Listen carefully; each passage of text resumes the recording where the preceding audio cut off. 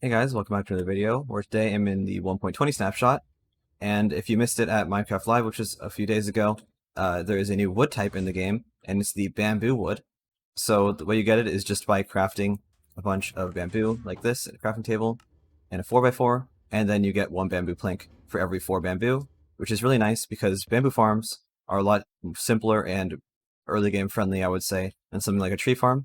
So a couple of you might know, literally a couple days before this, I made a tree farm that was meant specifically for extremely early game, but now you can just use this instead and it doesn't use anything like bone meal, and you can still produce wood, and honestly I think this looks a lot better than birch wood anyways. But also, you might have noticed, this doesn't use any observers at all, so it's also a little bit more early game than the other one, because you don't have to go to the nether at all, and it also doesn't use any slime still, just like the other one did. The only thing is it uses kind of a lot of iron because of all these pistons, but that shouldn't really be a problem now that we have the those big veins underground and stuff. At least with my experience, iron seems really easy to get nowadays compared to how it used to be. So now I'm just going to quickly explain how this thing works.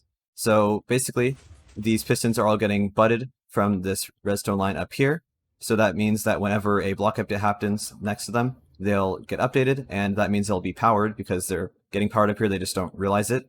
So when this bamboo grows, that will send a block up to the piston, and that will make them activate, and then that will also break the bamboo in front of it, obviously. And then the way we stop the pistons from just staying extended forever, is we use this block update detector in the middle, which doesn't use any slime, by the way. What happens is when these pistons get updated, it updates this piston, which is also butted by this redstone block up here, and then it sends this redstone block up, and then this other piston pushes it back down so we don't have to use something like a slime block and a sticky piston.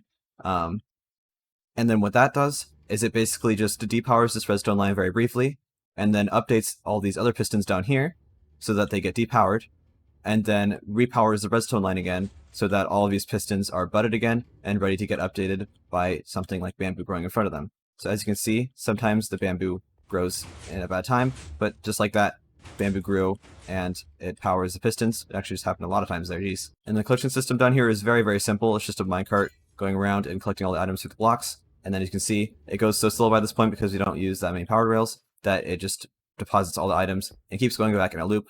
I've tested this for a couple hours and it doesn't seem like the minecart ever really stops. You could test it for longer to completely make sure, but even if it does stop, it's not that hard to get started again.